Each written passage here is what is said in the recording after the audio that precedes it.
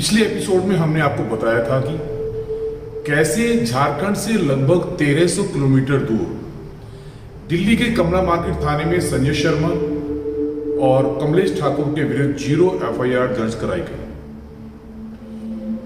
0 FIR एक ऐसी कानून व्यवस्था है जिसमें कोई भी शिकायतकर्ता अपनी शिकायत किसी दूसरे राज्य में दर्ज करवा सकता है।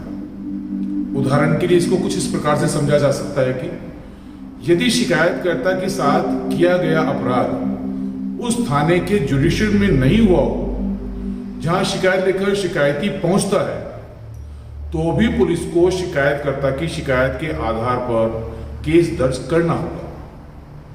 ऐसी स्थिति में बाद में शिकायत को संबंधित थाने में ट्रांसफर कर दिया जाता है।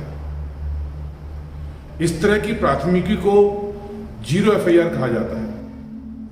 जब कोई भी शख्स किसी भी थाने में शिकायत लेकर पहुंचता है तो पुलिस की पहली ड्यूटी होती है कि वह केस दर्ज करे। मामला अगर संज्ञेय अपराध से जुड़ा हो, यानी ऐसे गंभीर अपराध से जुड़ा हो जो सीआरपीसी की धारा 154 के अंतर्गत आते हैं, तो चाहे अपराध देश के किसी भी इलाके में क्यों ना हुआ हो, किसी भी दूसरे इलाके में केस दर्ज हो सकता है। पुलिस को अपराध के बारे में सूचना देने में देरी ना हो, इसलिए जरूरी है कि उस शिकायत को दर्ज किया जाए। हाई कोर्ट के पूर्व जस्टिस आरएस सोडी के मुताबिक सुप्रीम कोर्ट ने अपने जजमेंट में कहा था कि चाहे अपराध किसी भी इलाके में हुआ हो, पुलिस जुडिक्शन के आधार पर एफआईआर दर्ज करने से मना नहीं कर सकती। पुलिस एफआईआर दर्ज करने के बाद किसी भी तरह से आनाकानी नहीं कर सकती। इसके पीछे मकसद यह है कि शिकायती की शिकायत दर्ज कर सबूतों को एकत्र किया जाए। अगर शिकायत दर्ज नहीं की जाएगी तो छानबीन नहीं होगी और सबूत नष्ट होते रहेंगे। लेकिन एक बार एफआईआर होने के बाद शिकायती का रोल खत्म हो जाता है और स्टेट केस हो जाता है और फिर पुलिस को छानबीन करनी होती है। परंतु संजय शर्मा के मामले में छानबीन तो दूर की बात थी। इस 0 एफआईआर के दिल्ली से बोकारो पहुंचने से पहले ही बोकारो पुलिस ने दिल्ली में दर्ज हुई 0 एफआईआर के आधार पर रिपोर्ट दर्ज करते हुए 10 फरवरी की रात को लगभग 2 बजे के आसपास संजय शर्मा को उनके धनबाद वाले घर से अपनी गिरफ्त में ले लिया। अब यह कई सवाल खड़े हो जाते हैं। यदि दिव्या की शिकायत पर बोकारो पुलिस 10 फरवरी को 0 एफआईआर का हवाला देते हुए मामला दर्ज कर सकती थी, तो इससे पहले क्यों नहीं किया? अपने पड़ोसी छत्तीसगढ़, बिहार, वेस्ट बंगाल जैसे राज्यों को छोड़कर दिल्ली में ही क्यों इस कार्रवाई को अंजाम दिया गया? रेप जैसे गंभीर आरोप लगाने वाली पीड़िता का मेडिकल चेकअप क्यों नहीं कराया गया? आखिर वो कौन लोग थे जो इस पूरे षड्यंत्र को अमली जामा पहनाने की हर संभव कोशिश में लगे हुए थे? दरअसल में दिल्ली में बैठे षड्यंत्रकारियों ने अपनी अगली चाल चलने से पहले 2015 की गलती को सुधारने और अपने मोहरों की परख करने के लिए ही पहले उन्हें दिल्ली बुलाया और साम दाम दंड भेद की नीति से इस बात की तसल्ली कर लेने के बाद कि अब हमारे पास मजबूत मोहरे हैं, दिल्ली प्रदेश महिला आयोग की सदस्य श्रीमती प्रोमिला गुप्ता और काउंसलर प्रियंका के माध्यम से कमला मार्केट थाने में मामला दर्ज करवा दिया गया। एक कहावत है, 10 मूर्खों से दोस्ती करने की बजाय एक समझदार से दुश्मनी कर लीजिए, आपके रास्ते आसान हो जाएंगे। शायद यही कुछ हो रहा था हिंदुस्तान की ताइक्वांडो की इस घृणित राजनीति में। यही कुछ हुआ भी नफरत की राजनीति करने वाले चापलूसों की इस नापाक प्लानिंग के साथ। झारखंड एक्सप्रेस से दिल्ली पहुंचने के बाद दिल्ली एयरपोर्ट से मात्र 3 किलोमीटर दूर महिपालपुर स्थित आलीशान होटल एरोपाथ में 3 दिनों तक ठहरने वाली इन दोनों युवतियों को दिवाकर ने हिंदुस्तान की ताइक्वांडो से जुड़े कई स्वयंभू ठेकेदारों से मिलवाया, बिना इस बात की पड़ताल किए कि ऐसा कोई वीडियो गूगल पर अपलोड है भी या नहीं। अपनी वीडियो को गूगल से हटवाने की उम्मीद से बोकारो से दिल्ली पहुंची प्रियंका चक्रवर्ती को दिल्ली पहुंचने पे लोगों से मिलते ही एक दिन में ही सब कुछ समझ में आ गया था। परंतु घर से दूर दूसरे अनजान प्रदेश में भारी भरकम बातों, जान से मारने की धमकियों और पैसे की नुमाइश के आगे प्रियंका ने चुप रहने में ही अपनी भलाई समझी। इस सारे घटनाक्रम में दिलचस्प बात यह रही कि दिल्ली पुलिस को दिए गए शिकायत पत्र पर प्रियंका चक्रवर्ती ने हस्ताक्षर ही नहीं किए। तो फिर सवाल यह उठता है कि प्रियंका चक्रवर्ती के नाम पर हस्ताक्षर किए किसने थे? जब प्रियंका चक्रवर्ती ने हस्ताक्षर किए ही नहीं थे और उसके नाम से भी एफआईआर दर्ज कराई जा रही थी, तब प्रियंका चक्रवर्ती चुप क्यों थी? इस पूरे प्रकरण से अचानक कमलेश ठाकुर कहां गायब हो गया? ना तो पीड़िता ही ना ही पुलिस आज तक भी कमलेश ठाकुर नाम के उस शख्स को ढूंढ पाई। दिल्ली पुलिस द्वारा तो 0 एफआईआर की कॉपी 13 तारीख को बोकारो पुलिस को भेजी गई और बोकारो पुलिस द्वारा इसी 0 एफआईआर को आधार बना संजय शर्मा को 10 फरवरी की आधी रात को ही गिरफ्तार कर लिया गया था।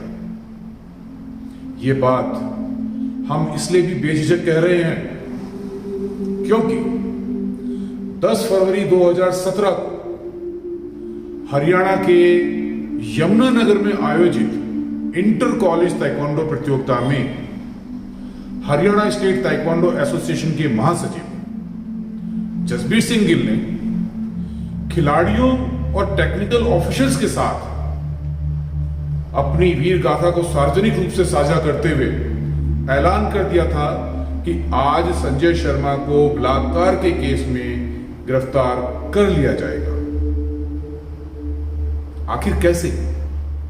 जसबीर सिंह इस सारी कार्रवाई के बारे में जानते थे। एक बार आप भी विचार कीजिए,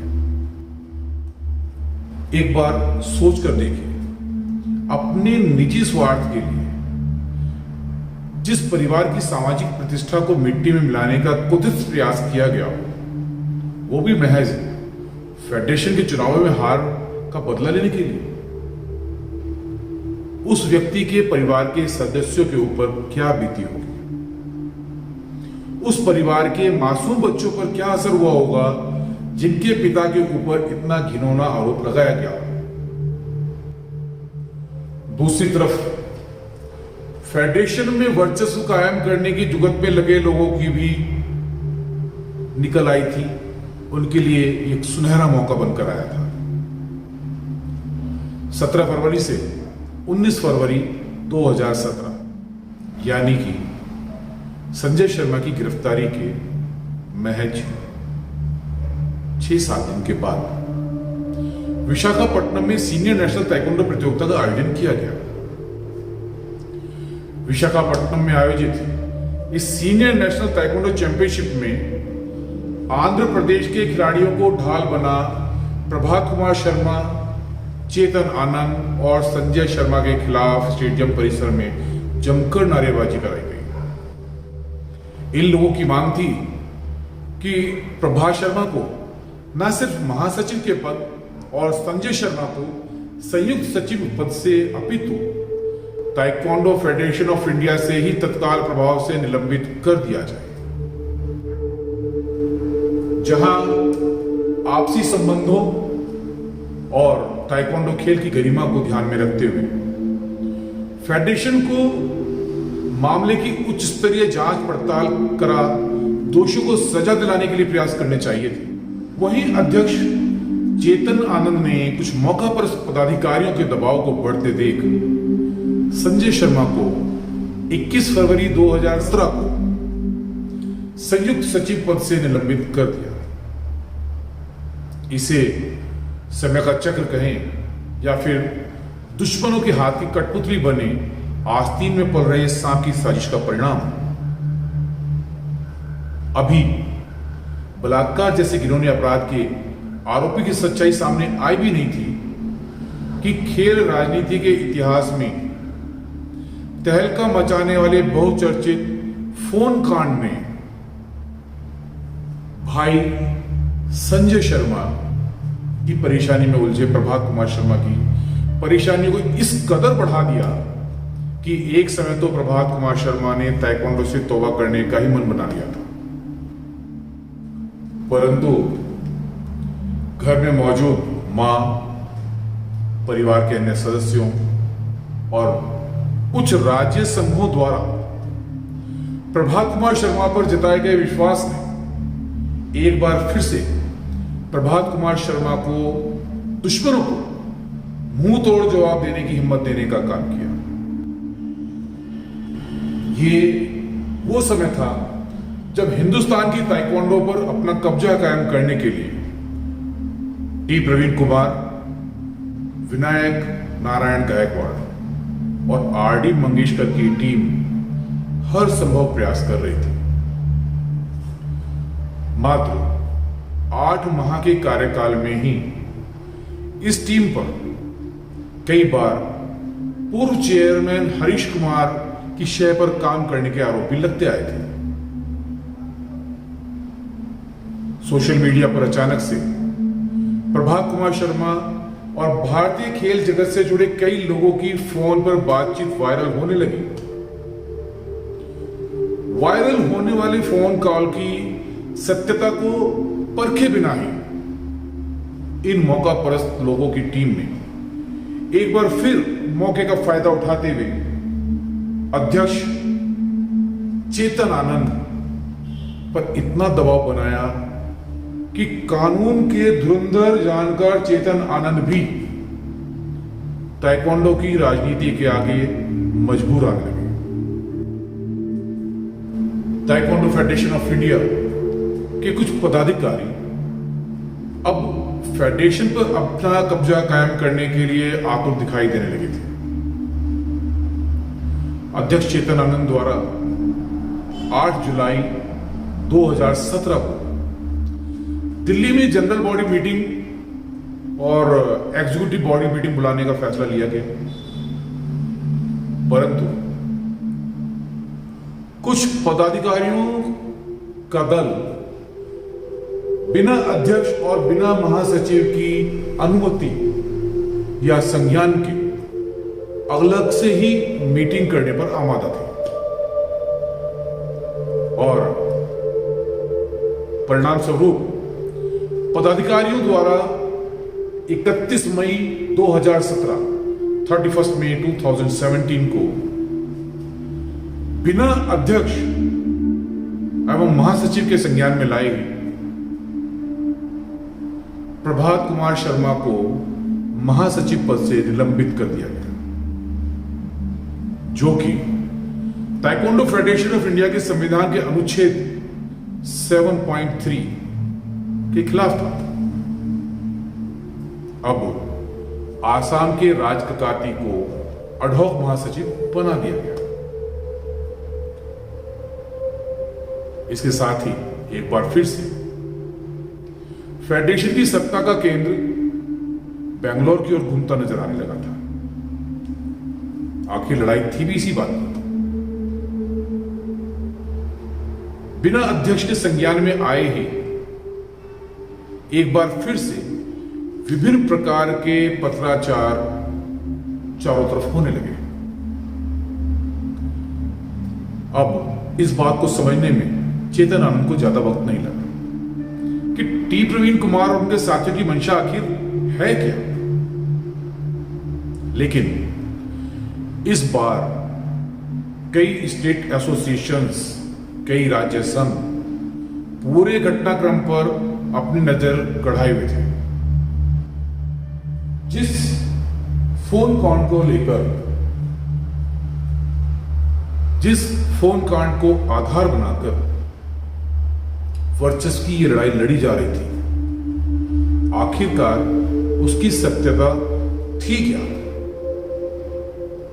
क्या इन फोन कॉल्स का ताइक्वांडो खेल या फिर प्रभात कुमार शर्मा से कोई लेना देना था या नहीं?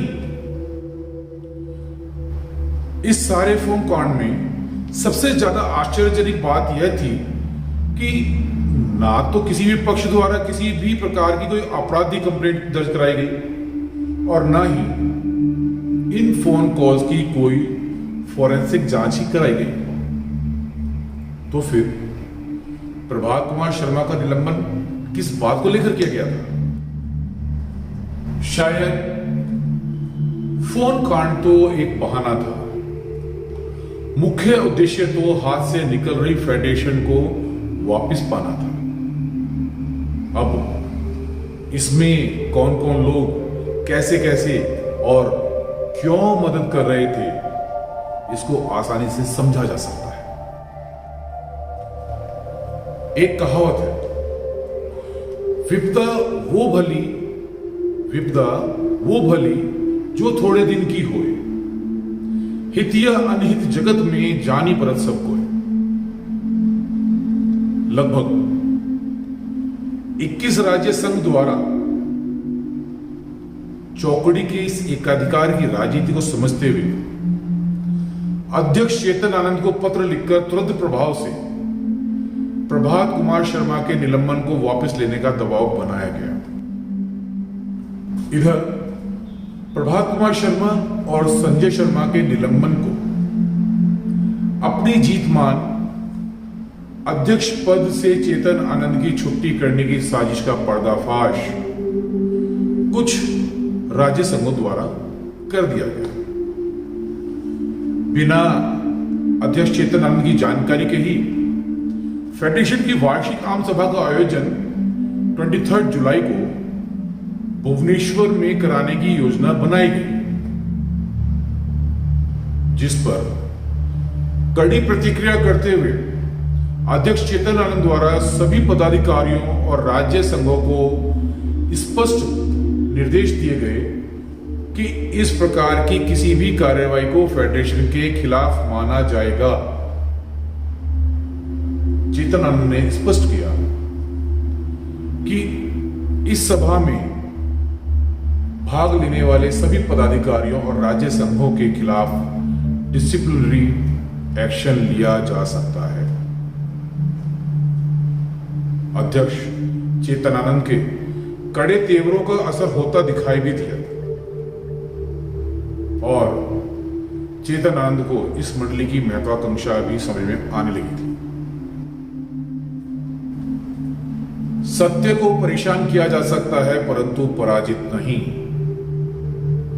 इस वाक्य को अपना हथियार बना प्रभात कुमार शर्मा ने एक बार फिर से ताइक्वांडो फेडरेशन ऑफ इंडिया में अपने और संजय शर्मा के विरुद्ध चल रहे षड्यंत्र को खोलकर सबके सामने लाने की मुहिम शुरू कर दी।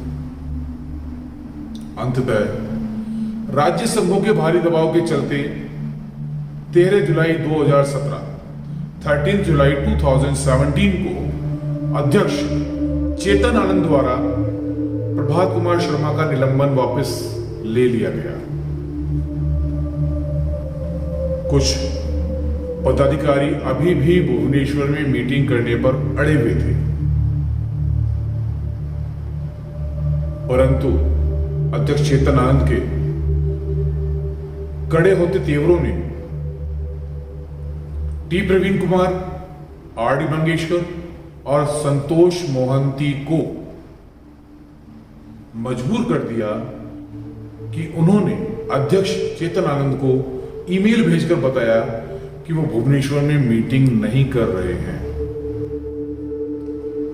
अध्यक्ष चेतन आनंद के सख्त होते तेवरों से घबराकर 22 जुलाई 2017 को भुवनेश्वर की बजाय दिल्ली में ही स्पेशल जनरल बॉडी मीटिंग का आयोजन किया गया।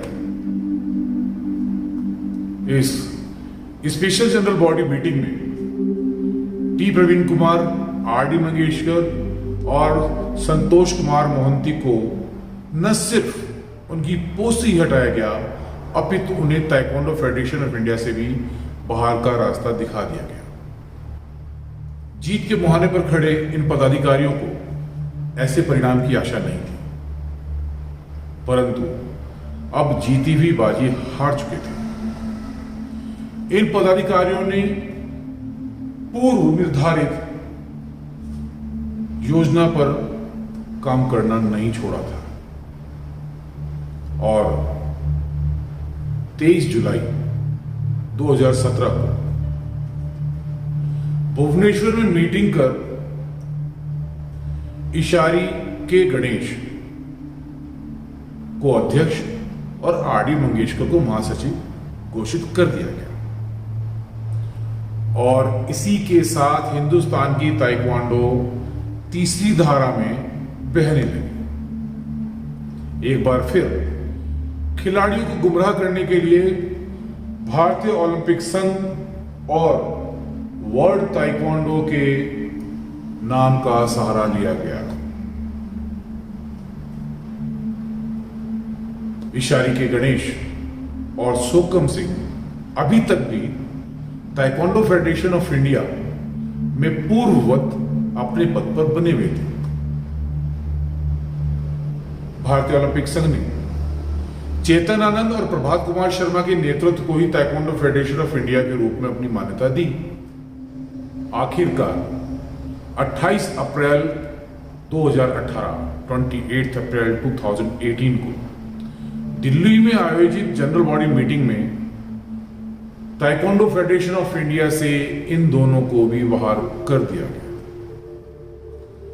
किसी ने क्या खूब कहा है कि कहते हैं कि चरित्र पर जब किसी शख्स के कोई इल्जाम लगता है, कहते हैं कि चरित्र पर जब किसी शख्स के कोई इल्जाम लगता है, वो इंसान कहता तो कुछ नहीं पर बिखर जाता है। दिल्ली में हुए बर्ताव से आहत प्रियंका चक्रवर्ती ने बोकारो पुलिस के सामने दिल्ली में रची गई साजिश को बयान किया, परंतु जिस दबाव में पुलिस काम कर रही थी, उसी दबाव के चलते पुलिस द्वारा यह कहकर प्रियंका और उसके माता पिता को चुप करा दिया गया कि अब हम इसमें कुछ भी नहीं कर सकते हैं और अब वह यानी प्रियंका भी अपने बयान से बदल नहीं सकती है। हताश निराश प्रियंका ने मजिस्ट्रेट के सामने आते ही अपने साथ हुई सारी घटना को सिलसिलेवार ढंग से बयान कर 24 अप्रैल 2017 को दिव्या, दिवाकर, जसवीर सिंह गिल, संतोष शर्मा और हरीश कुमार के खिलाफ अपनी शिकायत दर्ज करवाई। प्रियंका ने स्पष्ट किया कि दिल्ली में उसके नाम से दर्ज करवाई गई शिकायत में ना तो उसके हस्ताक्षर थे और ना ही उसने कोई एप्लीकेशन लिखी थी। प्रियंका ने अपने बयान में कहा कि जसबीर सिंह गिल और दिवाकर ने उसको होटल में बंधक बनाकर मानसिक और शारीरिक रूप से प्रताड़ित किया। होटल एरोपात में रोजाना ही एक कमरा छोड़कर दूसरा कमरा लिया जाता था ताकि उनके बारे में किसी को भी कोई जानकारी न मिल सके। कानूनी प्रक्रिया शुरू हो चुकी थी। दिव्या और दिवाकर के वकीलों द्वारा कोर्ट में तमाम दलीलों हथकंडों के बाद भी 4 जून 2017 4 जून 2017 को संजय शर्मा को कोर्ट ने जमानत पर रिहा कर दिया। वहीं दूसरी ओर इस सारे घटनाक्रम के बीच दिव्या और दिवाकर ने कब, कहां और कैसे शादी की, इस बात से हमें कोई सरोकार नहीं है। परंतु दिव्या एक कठपुतली कहें या फिर हथियार के रूप में कुछ लोगों के हाथ का खिलौना बन चुकी थी। प्रियंका के साजिश का खुलासा करने के बाद अब दिवाकर और उसके साथियों ने मीडिया और जनभावनाओं का सहारा लेने के लिए जंतर मंतर पर संजय शर्मा को फांसी देने की मांग के साथ एक दिन का धरना प्रदर्शन किया। प्रियंका चक्रवर्ती की 24 अप्रैल 2017 में की गई शिकायत के लगभग सभी आरोपियों ने एक साथ एक मंच पर इकट्ठे हो इस पूरी कहानी में शामिल किरदारों की भूमिका को अनजाने में ही सही स्पष्ट कर दिया था। यहां अपने हाथों में बैनर लिए खड़ी दिव्या ने आरोप लगाया कि उन्हें न्याय नहीं मिल रहा है, जबकि उस समय तक संजय शर्मा को पुलिस ने गिरफ्तार कर लेने के बाद कोर्ट ने जमानत पर रिहा कर दिया था। प्रियंका चक्रवर्ती ने इस सारे षड्यंत्र के खिलाफ मजिस्ट्रेट के सामने अपने बयान दर्ज करा दिए थे। अपनी महत्वाकांक्षाओं को साधने के लिए किए गए इस धरना प्रदर्शन में शामिल होने के लिए हरियाणा, दिल्ली, उत्तर प्रदेश और झारखंड जैसे राज्यों के खिलाड़ियों को विशेष रूप से साधने की कोशिश की गई थी, जिसके विरोध में दिल्ली, हरियाणा, पंजाब, चंडीगढ़ और उत्तर प्रदेश के खिलाड़ियों ने भी इन प्रदर्शनकारियों के सामने आकर पूरे मामले की सीबीआई से जांच कराने की मांग की। रेप जैसे मामलों में पीड़िता के विरुद्ध बयानबाजी करना अमर्यादित ही नहीं अपितु अमानवीय भी है। A2P TKD न्यूज नारी शक्ति का पूर्ण रूप से सम्मान करता है और इस प्रकार का दुष्कृत्य करने वालों के खिलाफ सख्त से सख्त कार्रवाई करने का भी समर्थन करता है। परंतु किसी अबला के अल्प ज्ञान और भावनाओं यानी इमोशंस का नाजायज फायदा उठाकर अपने स्वार्थों को साधने के लिए इस्तेमाल कर रेप जैसे झूठे मामले बनवाने वालों को भी रेप के आरोपी जितना ही गुनहगार मानना चाहिए, ऐसा हमारा मानना है। अपने रिलायबल सोर्सेज से प्राप्त डॉक्यूमेंट्स के आधार पर इस सारे मामले में एक बात तो स्पष्ट रूप से दिखाई दे रही थी कि ना तो दिव्या और ना ही दिवाकर की माली हालत ऐसी थी कि वे स्वयं और अपने साथ दो और लोगों को झारखंड से दिल्ली एसी ट्रेन में सफर करा सके, एयरपोर्ट के नजदीक किसी होटल में रहने का खर्च उठा सके और फिर दिल्ली में इधर उधर जाकर अपनी बात कहकर वापस बाय एयर दिल्ली से रांची आ सके। तो झारखंड से दूर दिल्ली में कौन थे जो इस पूरे प्रकरण में प्रबंधन का कार्य कर रहे थे? प्रियंका चक्रवर्ती की शिकायत पर मामले की जांच कर अधिकारियों को चाहिए कि होटल एरोपाथ के रिकॉर्ड्स और सीसीटीवी फुटेज को भी अपनी जांच में शामिल करें। दिव्या और प्रियंका चक्रवर्ती की शिकायत के आधार पर 10 फरवरी की आधी रात को संजय शर्मा को उनके घर से गिरफ्तार कर लिया गया था और 14 जुलाई 2018 को माननीय झारखंड हाई कोर्ट ने इस पूरे प्रकरण को इंस्ट्रूमेंटल माना। यदि कम शब्दों में कहा जाए तो संजय शर्मा के खिलाफ फेडरेशन की राजनीति के चलते साजिश मानते हुए संजय शर्मा को निर्दोष माना और संजय शर्मा के हक में फैसला सुनाया। फेडरेशन की राजनीति के चक्रव्यूह में फंसी प्रियंका चक्रवर्ती के बयानों के आधार पर आज जब 2020 समाप्ति की ओर अग्रसर हो रहा है, सीबीआई से मामले की जांच करवाने की मांग करने वाली प्रियंका चक्रवर्ती के अपहरण जैसे मामले में हरियाणा के जसबीर सिंह गिल और ताइक्वांडो फेडरेशन ऑफ इंडिया के पूर्व चेयरमैन हरीश कुमार, झारखंड के दिवाकर उर्फ सोनू, दिव्या और संतोष सिंह के खिलाफ अपहरण, छेड़छाड़, जबरदस्ती सामूहिक अपराध, मानसिक प्रताड़ना और साजिश जैसे अपराधों के लिए भारतीय दंड संहिता की विभिन्न धाराओं 343, 343, 347, 365, 354B, 386, 120B और 34B बोकारो की जिला अदालत में मामला आज भी लंबित है। अभी तक झारखंड पुलिस सिर्फ एक ही अपराधी को गिरफ्तार करने में कामयाब हो सकी।